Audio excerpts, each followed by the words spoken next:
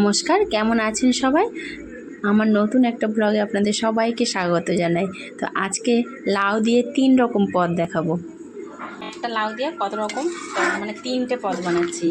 লাউটা তো রাখা যাবে না, ভাব পচে গেছে, সেই জন্য এটা লাউ ডাল হয়ে গেছে।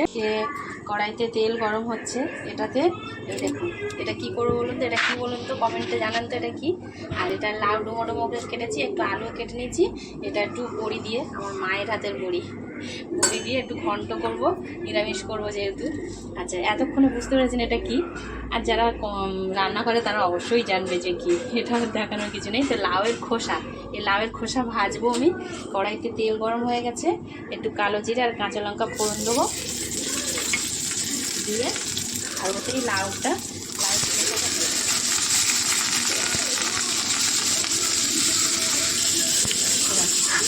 মুগ ডাল, লাউ দিয়ে মুগ ডাল বেশ সুন্দর লাগে কিন্তু খেতে। আর এই যে লাউয়ের খোসা ভাজা দারুণ টেস্ট হয়। আর এদিকে এতে একটু রসুন ফোড়ন দিলে, মানে রসুন ফোড়ন দিলে আরও বেশ সুন্দর লাগে খেতে, সুন্দর গন্ধ হয়, খেতেও দারুণ লাগে। এটা কিচ্ছু দেবো না, জাস্ট শুধু নুন আর হলুদ, আর কিছু না। আজকে রসুন দেবো না, আজকে নিরামিষ করছি তো, শুধু কালো জিরে আর কাঁচা লঙ্কা দিয়েছি, একটু নুন আর হলুদ দিয়ে দেবো। এই যে ব্যাস, এর মশলা এটাই, নুন আর হলুদ। এবার ঢাকা চাপা দিয়ে একদম।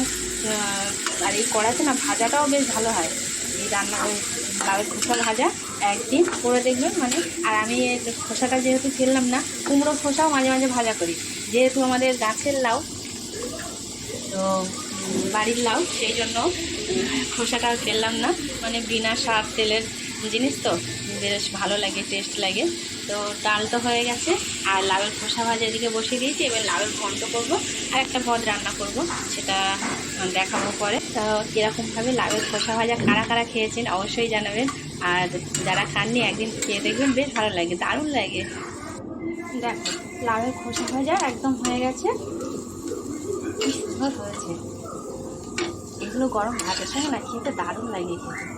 একটু রসুন ফোড়ন দিলে আরও সুন্দর লাগে গন্ধটা, সেটা তো আর দিলাম না। আর এদিকে লাউয়ের তরকারিও হয়ে গেছে, আর বড়িগুলো ভেজে রেখেছিলাম, সেগুলো গুঁড়ো করে নিয়েছি, দিয়ে দেবো, দিয়ে আর এটা নামিয়ে নেবো। তো লাউয়ের 3 রকম পদ আমার হয়ে গেল।